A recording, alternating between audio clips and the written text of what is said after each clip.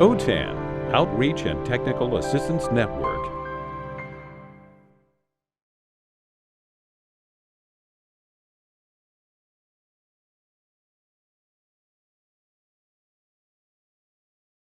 Welcome and thank you for coming to our session.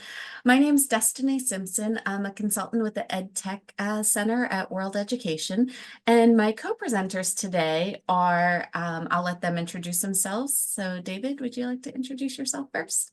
Hi, sure. David Rosen. I'm in chilly Boston, Massachusetts, which is why I have on this vest here. I'm Ely Freedman. I'm in not so chilly Chula Vista, California. I took my vest off. So we are so thrilled to be able to talk to you a little bit more about HyFlex. It was kind of interesting to see the session this year. I think we may be the only HyFlex session, and I know last year there were several of them. And so we'd love to hear what you're doing in terms of HyFlex. The Ideal Consortium is one of the opportunities that states have as a way to share and network information about digital education and learning. And your state, California, is one of the members. And they help support the HyFlex Guide that was one of the resources that we're going to be sharing today. So we're going to start off with a poll everywhere. I'm going to ask you all, if you're in person, to get out your device if you can. If you're not in person, what I'll do is put a link in the chat here for you to access the poll everywhere, or you can also use your device to scan the QR code with your camera. But we're just trying to get a sense of where everyone is in terms of HyFlex adoption. We hope that regardless of where you fall in the continuum, that you find a resource or something that you can use for your teaching. So at this point, I want to share a Padlet, which is a resource that's available for you all as after the presentation. This has not only the links to the guide, which we're going to be talking about, and some videos, but also some other teaching resources that we'll talk about, or other resources you might find interesting as you talk and explore using technology with your learners. So our agenda today is really just to give you a brief overview about HyFlex, to have Ellie talk about her experiences teaching HyFlex at Sweetwater Adult School. We'll talk about some benefits and some data that's out there, some tips and resources, and hopefully have some time for some questions and sharing of what's happening in your programs as well too. So at this point, I'm going to turn it over to David to talk a little bit more about what HyFlex actually is. Hi. Well, thanks, Destiny. HyFlex stands for hybrid and flexible. And as you might have guessed, it's a model that has three modes. If we can go on to the next slide. The model was incidentally developed by Brian Beatty, who is a professor at San Francisco State University, and about a decade and a half ago. And it's been used in higher education ever since. And since the pandemic, it's increasingly being used in our field, adult foundational education. The three modes, in-person, traditional in-person, synchronous, online, and that is synchronous with the in-person. So it's really one class that's delivered at the same time online and in person. And then the third mode is asynchronous. In other words, you can log on at any time. And since the pandemic, this has really accelerated in a number of states. California is one, another is Illinois, but it's growing in states that we don't even know about at this point. We just know that it's happening. Let's go on to the next slide. When Brian Beatty wrote the first book about HyFlex, and the focus was, as I mentioned, higher education, he identified four key values or key principles: learner choice, equivalency, reusability, and accessibility. And I'll talk about each of those. Let's go on to the next slide. First of all, learner choice. This is really a very important principle. Of the four, I would say it's the most important.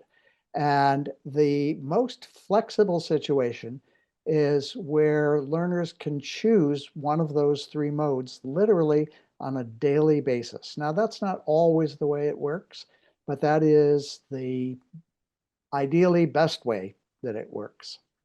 Let's go on to the next slide. So there are lots of ways in which that plays itself out. There are students who choose in-person all the time. There are students who choose in-person whenever they can, but when they can't, and that may be because there's an emergency, for example, they choose one of the two online modes, synchronous or asynchronous.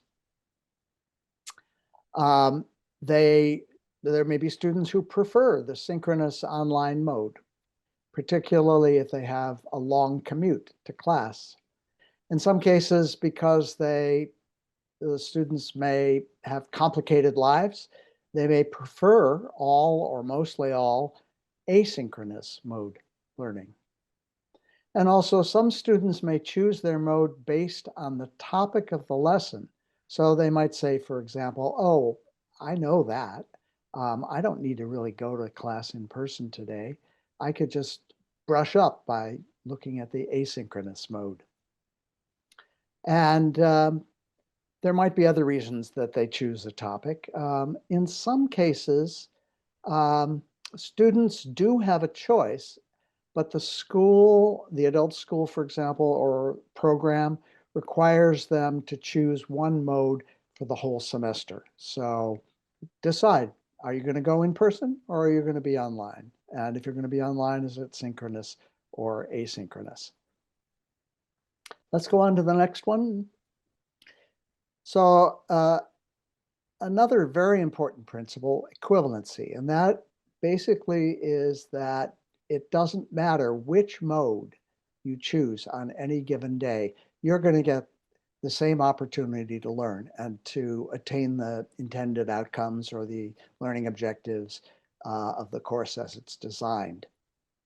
So all three modes are designed to be equal but not identical in terms of how instruction is delivered. The modes have different affordances or opportunities for learning. And as a teacher, you'll want to take advantage of those, and they will be different for synchronous online versus in person versus asynchronous. But it shouldn't really matter for the learner whether or not they can attain the objectives for that lesson, regardless of the mode. Let's go on to the next example, reusability. Reusability, in my view, is important, but not nearly as important as the first two. And the idea is very simple. It's that as you're designing a HyFlex course, and for example, if you started with the asynchronous mode first, and it was based on a set of learning objectives, and you're creating activities, what some people refer to as artifacts or learning objects. They might be, for example, a game, a video, or other kind of learning, an opportunity to practice, enrichment, an assessment activity. You design it in such a way that it can be reused in all three or all two of the other modes. There's another sense in which reusability can take place. You design the whole course, you deliver the whole course, and then you offer that course again. And so you're reusing those learning objects. Or maybe you are not the teacher who uses the course again. Maybe it's a different teacher. Again, reusing the same learning objects or artifacts that you have designed, those games, videos, or other learning activities. Let's go on to the next one. So the last one is accessibility, and it literally can mean physical accessibility. So for example, for students who are physically handicapped, they have access to the building in which the in-person class takes place through ramps or elevators or other devices that make it accessible. It could also mean accessible in the sense of moving a class off of the campus and into the neighborhood or community in which the student or students live. So for example, offering it in an affordable housing residence, making it super convenient for the learners. It could also mean digital access.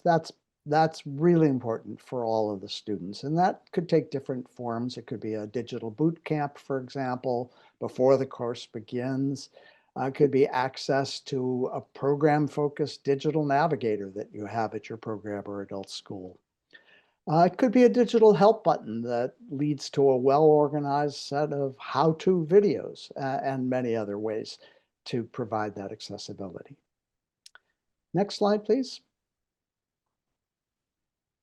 So just to reemphasize, all three modes need to lead to equivalent learning outcomes so that it doesn't matter which mode on any given day the learner chooses. And that's it for my part. I'll talk to you a little bit later. Let's go and hear from Ellie. Ellie. So, one of the reasons I think I was chosen to do this is I'm not very technological, as you can see. And so if I can do this and make it work, I think anybody can. I am at Sweetwater Union High School District. It's the adult division. We have 4 adult schools. I'm in the flagship school, Chula Vista Adult School. What is important about our school is that our students are not at all digitally literate, and we also have open enrollment. So, we can prepare people for a HyFlex class, and then the next day 5 new students come in. It's a challenge. So let me start this.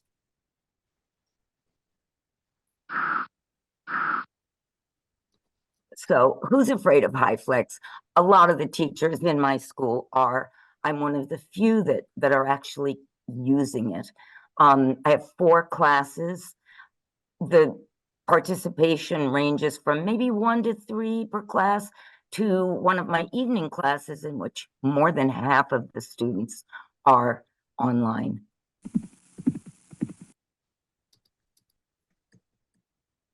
Okay. So when I first heard of hybrid, I thought this is a terrible idea. The skills involved in teaching in person are almost incompatible, it seems, with online teaching. I've done all of it in person. I've done synchronous, I've done asynchronous, and merging them together just didn't seem like it was going to work. And I won't lie, it does take some pivoting. But I figured it's going to be implemented whether I like it or not. So I volunteered to participate in the pilot in our school. And I'm now teaching it every day. And hopefully I'll be able to help other teachers. So I'm just going to kind of go over this quickly. I'm going to do the advantages, disadvantages, and a few slides that show activities in my class. All right, so advantages to the class in general. Students obviously can participate even when they cannot attend in person, which happens a lot. We had a bus strike last semester and attendance school-wide plummeted. But my students were able to not even miss a beat. They were able to continue to attend. They can keep up with the class. They won't miss quizzes. They won't feel left out, which means they're likely to continue to attend. So our numbers stay up, which is very important to admin. The advantages to the individual student, they develop improved academic skills. They need technology. If they want to get better jobs, they have to have technology. So even this little bit of technology helps them, and it ensures access to the materials that are posted on Google Classroom. In my college class, we used Canvas, which I prefer, but in the adult school, we use Classroom. So if they attend every day in person or online, it fosters a strong student work ethic. And it serves as an antidote to lame excuses. I'm sure you've all heard them. My pressure's up. My husband has a hangnail. I just say, so HyFlex in. You know, you can hold your husband's hand while you take the class online. I do not accept excuses. I tell them, if you're in the hospital, okay. And one girl is actually going to be in the hospital next Tuesday. She plans to attend. So it really works. Advantage to the teachers. Well, the number one advantage, we started this right after the pandemia, it protects our health, students and teachers' health. So if someone is sick, they can stay home without missing anything, and the other students and the teacher don't have to worry. For the teachers, my experience is it helps me think more creatively. It improves our tech skills, and I'm not techie, but some of our teachers really don't have tech skills. This will help them be better teachers. And it helps our problem-solving abilities, which I'll get to on another slide. As far as the curriculum, I find that most, except the final exam, which is the prerequisite to their certificate, must be in person. Most screen-based lessons, whether you're using a book that has a screen component, film, PowerPoint, games, are actually better on HyFlex because the material is close up on the screen for the at-home student. Classroom work, if I've got a lot of physical activity in the classroom, it is going to feel watered down, but it's visible. Annoyance factors. So for me, I just have to remember to log in every day. So I turn it on every class, even if I know I see everybody's physically present, I still turn it on to stay in the habit. There are days I forget, students bombard me with questions, and 5 minutes into the class, someone has to remind me, but they're helping me, so it feels good. Since I have a lot of full screen activities, something like this PowerPoint, I have to remember I can't see the people out there, but they're there. I shouldn't forget. And I'll tell you, it is tricky because I've got to be engaging the students who are physically in front of me, but there's a whole virtual group either behind me or to the side on the box light. So there's a lot of physical movement to make sure that I'm eye to eye with everybody. We use the owl. So I'll have to just keep every few minutes turning around, looking right at the owl to make sure I have eye contact with the people at home, even though I can't see them. This was kind of counterintuitive, but the convenience of HyFlex can actually deter some students from attending in person. So on a rainy night, I may have a handful of people in the class, but a large group online. Other disadvantages. So occasionally the Wi-Fi goes out in our entire district of 32 schools, and there is nothing I can do about that. The students may phone in, and have a buddy in the class, turn on their phone and they listen that way. On occasion, the audio fails or the video fails or both. So I like to turn this disadvantage into an advantage. The other day, my audio went out. I fixed it. So the video went out. I fixed it. The audio, it was like whack-a-mole. And I finally got all of it working. The whole class applauded. And, I show them, you know what? you can all do this. I'm the oldest teacher in my school, and if I can do it, you guys can do some technology.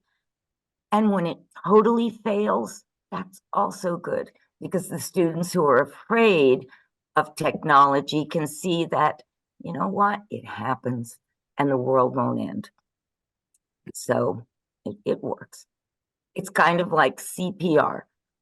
If I've got a person who's a minute from death, it's okay if I'm stumbling and fumbling around. It's okay if I break some ribs. It's better than letting them die. So it's kind of the approach I take. However, at least in my district, I believe, and I think all of the teachers who are using HyFlex believe, that we need more troubleshooting training. We know how to teach, but we may not know how to fix a complicated technical problem. And also the students need digital literacy support. I think David mentioned something about that, that since we have open enrollment, digital literacy has to be ongoing. In terms of teaching, it can be hard to be spontaneous. I used to use the pencil function on the box light to make quick notes, but that's not visible to HyFlexers. So I've switched to PowerPoint, which I obviously love. I just have an open PowerPoint that I can write on, draw graphs, use my finger to draw. I can draw cartoons. So this is visible to the people who are at home. You can't use the dry erase board in the class because everything appears backwards. I haven't used my dry erase board for probably 2 years now. There is an app on the phone, but it's too much. I want to teach, not be fooling around with devices. So I do like using PowerPoint. And what I've started to do is just open a blank PowerPoint at the beginning of class, have it just a click away in case I want to spontaneously draw a cartoon to explain what I'm talking about. So I do feel like a juggler sometimes.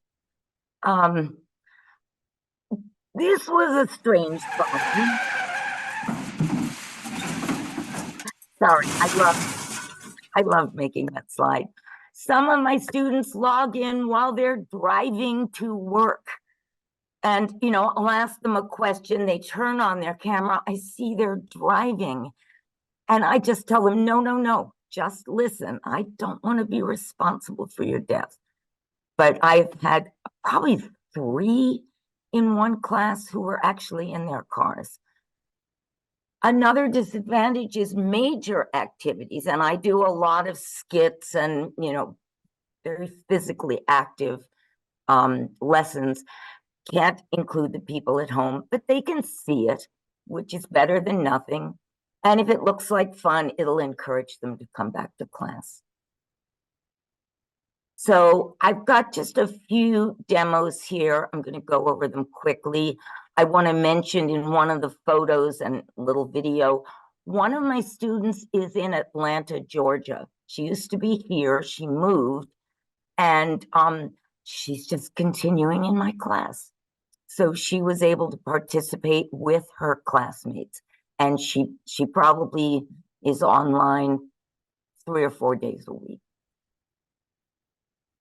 So here I am giving an award to a student in her car very quickly so that I wouldn't kill her. This is a group activity. It's a little board game that I created. And so the 2 ladies at this table are online with 3 students, one of whom is the one in Atlanta. So whenever we're doing a group activity, I have a table in the front. We push it up against the box light and right next to the owl so that it feels like they're all in the same group, even though they may be thousands of miles apart. So here's very quickly.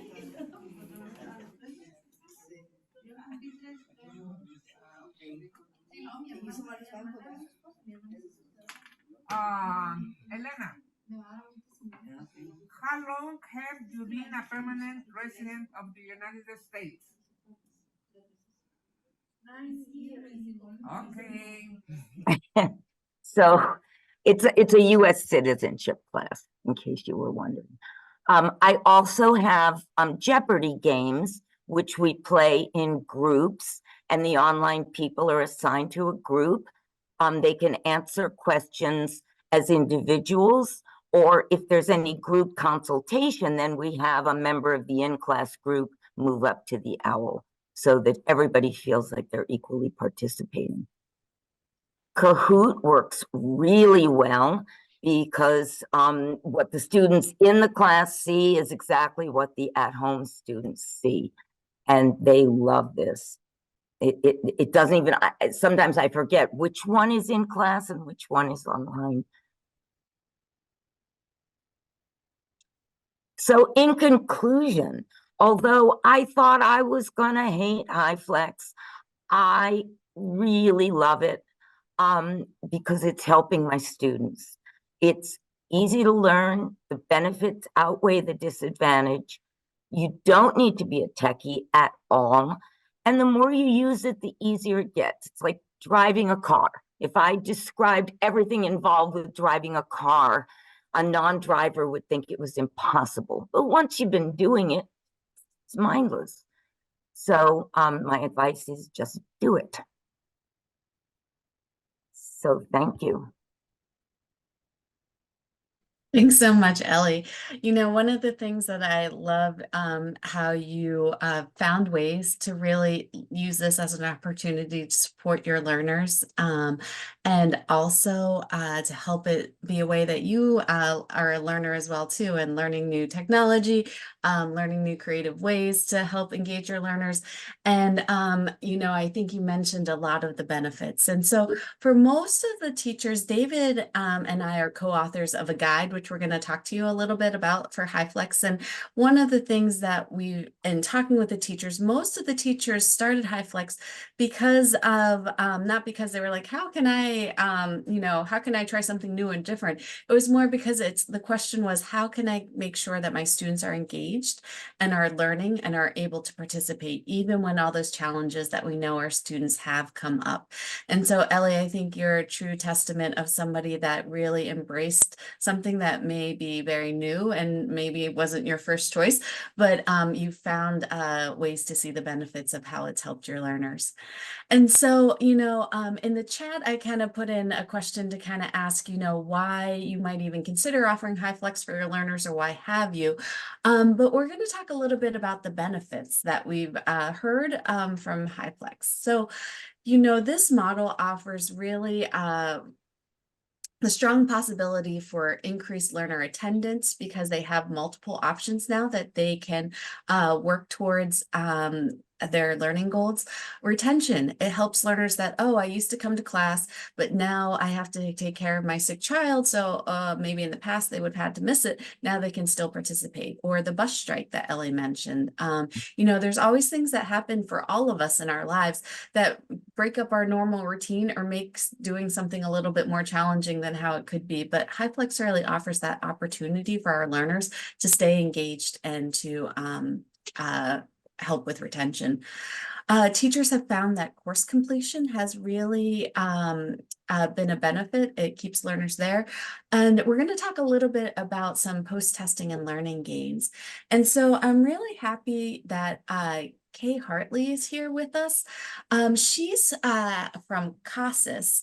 And Kay, if your microphone's working okay, I'd love for you just to take, you know, maybe a couple minutes just to share a little bit about the study that you did with students and teachers that were in California. So I'm not sure if you're able to unmute or not as a participant. Let me see. Okay, there, I got it unmuted. Thank you very Perfect. much. I have been working with, and it's a very, very small group, and we'd love to add another school. Maybe I'll talk to Sweetwater about joining us for this year. But I've worked with 3 different schools in the California area. Merced Adult School, Akalani's Adult School, and Vallejo Adult School. And initially, we also had Garden Grove Adult School with us. But the last year, Garden Grove didn't have any HyFlex classes. And what we have done is we have periodically throughout the school year reviewed student learning gains in the HyFlex classes, and then done a look at it at the end of the school year. And in each case, we compared the learning gains in the HyFlex class to learning gains in classes that were offered face-to-face only. And HyFlex had significant learning gains, and in 2 of the schools, their learning gains were higher than the face-to-face classes only. And, you know, because the students have the opportunity to go, like Elizabeth said, at times when they're unable to attend otherwise. It has helped a whole lot with young moms that have children at home and maybe a baby sick that day. One school said that transportation to their school was a real issue, and they were able to make available the ability for students to stay connected. So I think that the combination of options that give them a chance to attend school regularly, and the passion that the teachers show for student success combines to make the HyFlex model extremely successful. And it's just, you know, my recommendation always is that administrators consider it and consider the option of providing additional support for the teachers as they get started so that they learn how to do it well. Thanks a lot. Thanks so much, Kay, for all your work and leadership in gathering data for HyFlex. It is such a newish modality for us to offer an adult foundational education that it's great to have.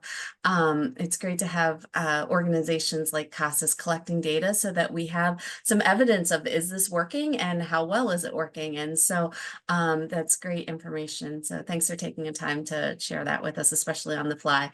In the chat, I put a link to CASAS's video that shares information about the data that they collected, and also featuring 2 teachers that participated in their study. And so I encourage you to check that out as you can. The other thing that we wanted to try to talk about now are resources, because Ellie's mentioned it, Kay mentioned it. Making a shift to HyFlex really requires support. You know, the teachers that did this in the pandemic on their own are amazing, that they were able to figure out a way to make this work with very little to no resources that were targeted for adult foundational education. What we realized is at World Education, the EdTech Center, is that we wanted to provide resources and learn from what those that are doing HyFlex in the field across the country have learned, so that for new teachers who are interested in doing it, or for those who are interested in kind of saying like, okay, this is how I'm doing HyFlex, but what's it look like in other places, or how can I kind of take my teaching to the next level? We wanted to make sure there were resources for them. So David put a link into the in the chat for the HyFlex guide, and we also created a YouTube series that features information about HyFlex in adult foundational education.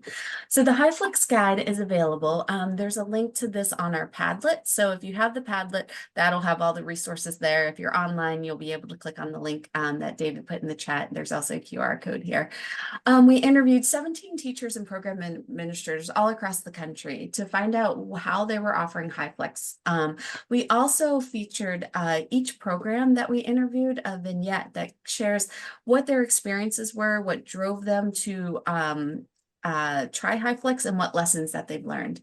So in the HyFlex guide, and this is available online for free, you can read it online or download it as a PDF.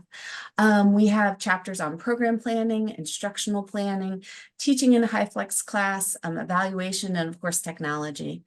One of the things that we really encourage programs to do when possible is to take kind of almost like a program-wide approach to HyFlex, in that it's not just one teacher trying to do this on their own, but rather it's either a group of teachers, or if it is one teacher, that they have a program-wide support for it, so that their IT department is involved and knows what's happening and can offer support, so that their front office staff who may be fielding phone calls can let learners know that HyFlex is an option for them. And so the guide really helps look at taking a programmatic approach to integrating HyFlex, but there's also information and strategies from teachers that are doing HyFlex. If you are in your classroom and maybe you're the only HyFlex teacher at your program, that you can hopefully glean some information as well too. The HyFlex video series is on YouTube, and the YouTube information, we created a series of 5 videos because what we found is that HyFlex isn't something that for most of us, we probably experienced or grew up doing either as a student or as a teacher. And so the idea of how in the world do you manage having learners in person and online at the same time?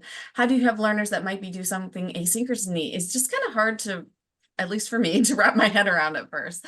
And so what we did is we worked with a teacher in Arizona, her name's Vi Haas, and had her film her classroom while she was doing some HyFlex teaching. So we have videos that show how she, a teaching activity that she did.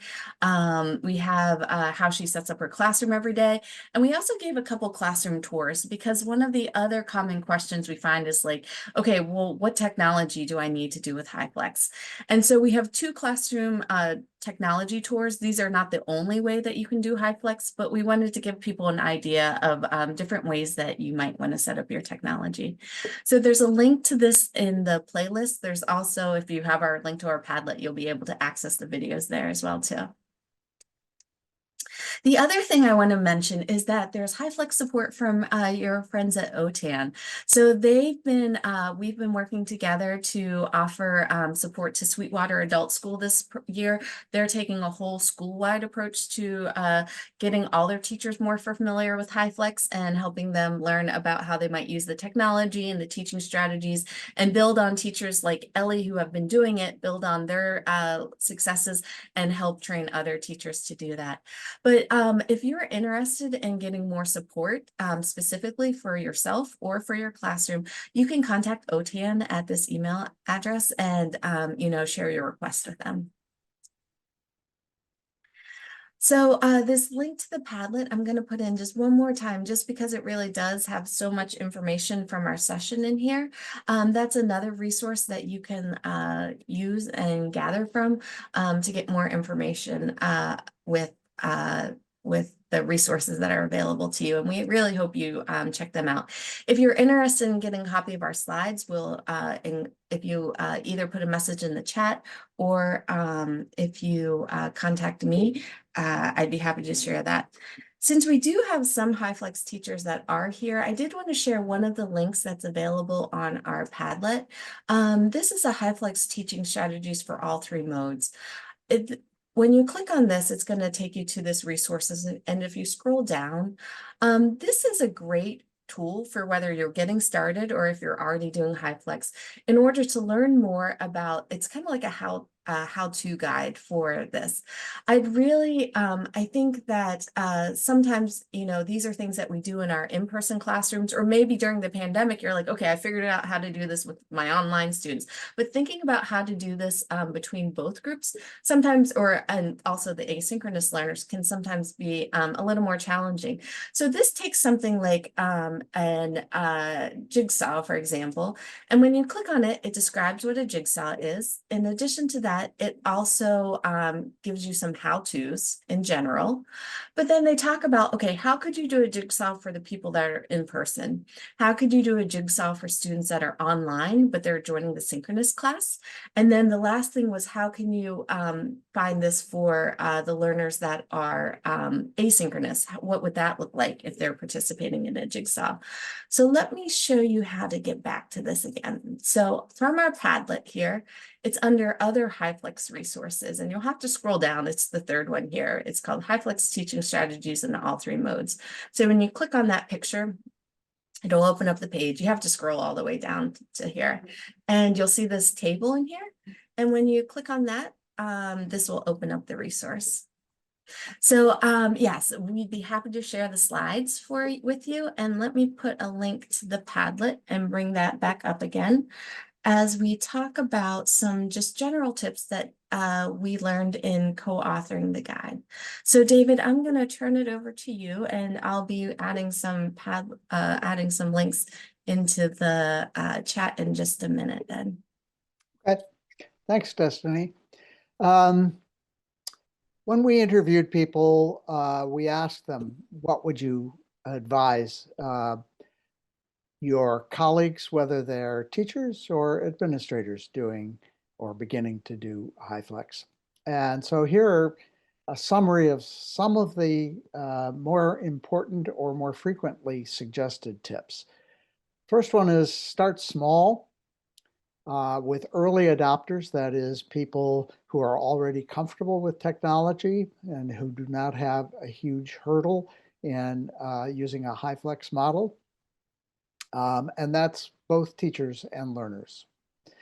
The second is, and this is whether you have early adopters or not, provide professional development and planning time for teachers who are piloting HyFlex.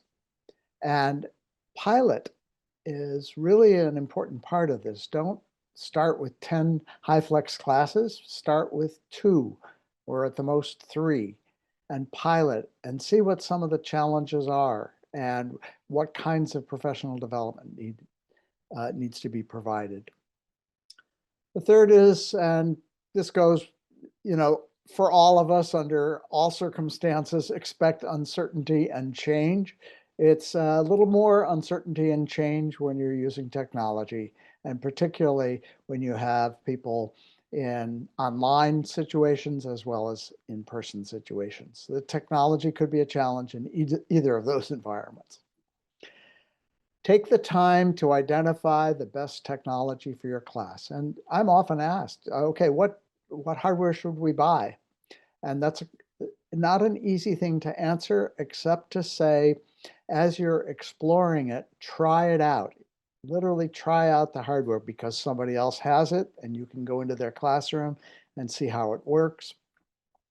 Or because the manufacturer will let you have the hardware for a trial period, 30 days or something like that. But actually trying it out is very important. And that's even more the case the more expensive the technology is. I'm also sometimes asked, well, should we buy inexpensive or expensive? And it depends on your budget is really the answer to that question. But if you have access to more funds, I have found that the higher, more expensive technology is actually not more complex for teachers to use, it's simpler. And I've had teachers say to me who have, really HyFlex classrooms, really set up with really good sound and video. I just walk into the classroom and push a button and everything happens for me in terms of the technology. That would be an ideal situation, but it's possible to do a HyFlex model with as little as $1,000. And the last one is ongoing tech support. And this can be a challenge. You may have, if you're in a, let's say, a community college situation or even in an adult school situation, you may have a very competent tech person who, however, knows nothing about HyFlex models. And so it's not just the technology. What you really need, ideally, is an ongoing tech support person who really is experienced with HyFlex. And who has a sense of what you're trying to do with HyFlex in your classroom. So those are, I guess, the highlighted tips. In the guide itself, you'll see lots of advice throughout the profiles that we include and, of course, the videos. I would add one more thing. One of the most frequent questions that I think, well, I certainly get, and Destiny, maybe you do too, and it has to do with the challenge of meeting both the needs of the online and in-person people. And how do teachers do that? So the first thing I would suggest is take a look at the Vi Hawes video in which she does that. And one of the things that she does, and I think other teachers have discovered is important to do, is design the learning experience for the online synchronous learners first. And so that you really favor them so that you don't forget them. So that's it for the tips. We're eager to hear from you in the, I think, 11 minutes that we have left with your questions.